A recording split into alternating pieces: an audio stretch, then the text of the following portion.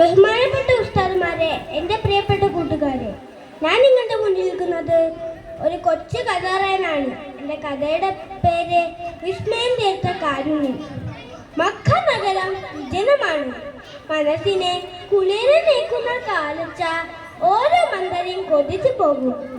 ആ പാതിസ്പർശം എങ്ങിലാണെങ്കിൽ ആ കാലച്ച അതാതതുമല്ല, അത് നമ്മുടെ നബി മുത്തു മുഹമ്മദ് മുസ്തഫ സല്ലല്ലാഹു അലൈഹി വസല്ലം തങ്ങളുടെയാണ്. മരുഭൂമി കൂടെ നടക്കുകയാണ് തങ്ങൾ. അല്പം കാടുന്ന സ്ഥലത്തെത്തിയപ്പോൾ ഒരു ഏകകരണ ശബ്ദം. തങ്ങൾ ചുറ്റും നോക്കി. അതാരോ വേടൻ കിടന്നുറങ്ങുന്നു. അവന്റെ അടുത്ത് ഒരു വരപ്പെട്ട ആൺപേട. ആ മാൻ നബിയെ കണ്ടുടനെ കരച്ചിലിന്റെ ശബ്ദം കൂട്ടാൻ തുടങ്ങി.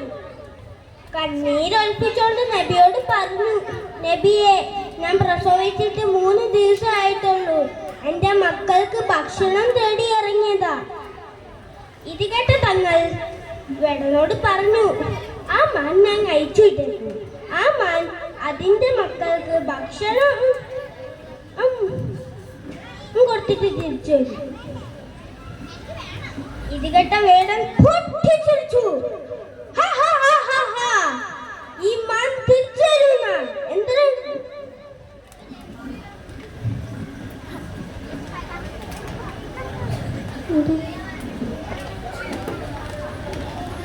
വിഡിത്തമാണ് നിങ്ങൾ പറയുന്നത്. ഇത് കേട്ട് ഒന്ന് ആലോചിച്ചോണ്ട് വേടൻ പറഞ്ഞു, ശരി, ഇത് നിങ്ങൾ ജാമ്യം നിൽക്കുന്നു. ഇത് കേട്ട തങ്ങൾ പറഞ്ഞു, ശരി, ഇത് ഞാൻ ജാമ്യം നിൽക്കാം. ഒന്നും കൂടെ വേടൻ പറഞ്ഞു, ഈ മാൻ തിരിച്ചു വന്നില്ലെങ്കിൽ ഇത് പകരം ഞാൻ നിന്നറക്കും. ഇത് കേട്ട തങ്ങൾ പറഞ്ഞു, താങ്കൾക്ക് എന്നെ എന്ത് വേണമെങ്കിലും ചെയ്യാം. ഇത് കേട്ട വേടൻ ആ മാനങ്ങി അയച്ചിട്ടു. മാൻ ഓടി മറിഞ്ഞു. പറഞ്ഞ സമയം കഴിയാൻ നിമിഷങ്ങൾ മാത്രം ബാക്കി. വേടന്റെ കത്താര ഉന്നാര നബിയുടെ കഴുത്തിലേക്ക് നീളുന്നു. അപ്പോഴതാ കൂട്ടിപ്പടലങ്ങൾ പറത്തിയ മാൻ തിരിച്ചു വന്നു. വേടൻ നമ്പറിന്ന് പോയി. എന്തൊരു അത്ഭുതമാണിത്! അങ്ങ് ആരാ?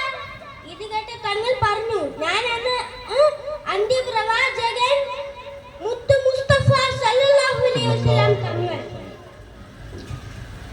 ഇത് കേട്ട് വേടന് ഇസ്ലാം മതം സ്വീകരിക്കുകയും ആ മാനങ്ങ് അയച്ചുവിടുകയും ചെയ്തു. കൂട്ടുകാരെ, എങ്ങനെയുണ്ട് എന്റെ കഥ? ഇഷ്ടപ്പെട്ടോ? ഇഷ്ടപ്പെട്ടാലും ഇഷ്ടപ്പെട്ടില്ലെങ്കിലും ഞാൻ പോവാ. അസ്സലാമു അലൈക്കും. വഅലൈക്കും അസ്സലാം വറഹ്മത്തുള്ളാഹി. നെക്സ്റ്റ്